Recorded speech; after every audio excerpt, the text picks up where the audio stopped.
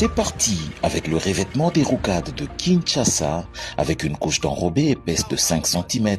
L'opération a démarré ce samedi 31 mai à partir du PK13 de la rocade sud-ouest et avance en direction de la cité Millennium vers le PK19. Nous sommes là sur l'une des zones où les travaux avaient été rapidement exécutés car l'espace était libre de toute occupation. À son arrivée sur les lieux, le ministre des Infrastructures et Travaux Publics, Alexis Gisaro Mouvouni, venu assister à cette étape cruciale de cette réalisation du gouvernement de la République, est accueilli par le directeur général de l'Agence congolaise des grands travaux, structure qui est son maître d'ouvrage délégué sur ce projet, l'ingénieur Nico Nzaou. Le ministre reçoit juste après les explications sur l'évolution des travaux qui atteignent ce jour cette étape de revêtement, une avancée Alexis Gisaro salue. C'est pour nous un pas qu'il fallait marquer parce que nous entrons dans une phase nouvelle.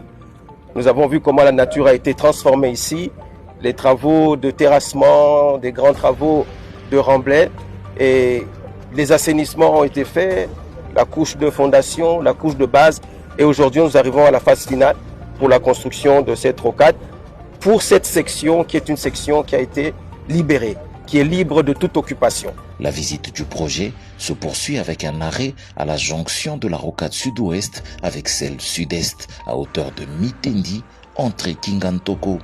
Ici, un échangeur à 3 niveaux sera construit afin d'éviter un conflit entre le trafic qui vient des rocades et celui de la route nationale numéro 1.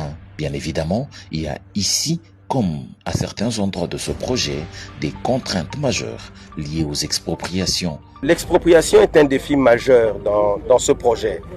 Le gouvernement a mis en place une commission avec nos collègues, la ministre des Affaires foncières, qui est la personne qui porte, ou la ministre qui porte le projet, du moins dans sa dimension, dans son volet expropriation. Nous l'accompagnons bien sûr dans cela parce qu'il y a toute une commission qui est mise en place et nous osons espérer que effectivement des solutions rapides seront trouvées parce que nous avons la crainte de vivre une situation où les entreprises ne savent plus avancer parce que l'expropriation prend du retard.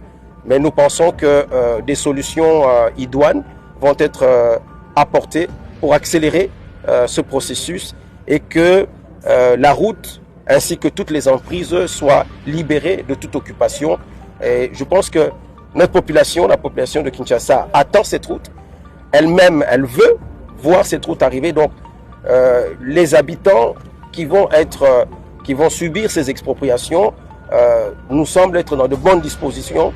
Et donc, des discussions sont en cours qui vont aboutir, nous l'espérons, assez rapidement à des solutions. Sur la rocade sud-est, c'est un immense changement auquel l'on assiste. Une ouverture de l'emprise avec un rechargement en cours a été pratiquée du PK11 plus 500 au PK37 plus 500, soit 26 km concernés. Les localités Kikimi et Bouma chez Antoine Gizenga sont ainsi traversées par cette immense piste à 4 voies qui deviendra sous peu une route revêtue. Le résultat est qu'il est déjà possible, avec le tracé du projet, de rouler de l'entrée Kingantoko jusqu'à quelques encablures de l'aéroport de Njili à la sortie de l'avenue Ndjoku. Le planning des travaux prévoit un revêtement complet de 73 km d'ici à fin 2017. Un pari que tient à relever à tout prix l'Agence congolaise des grands travaux.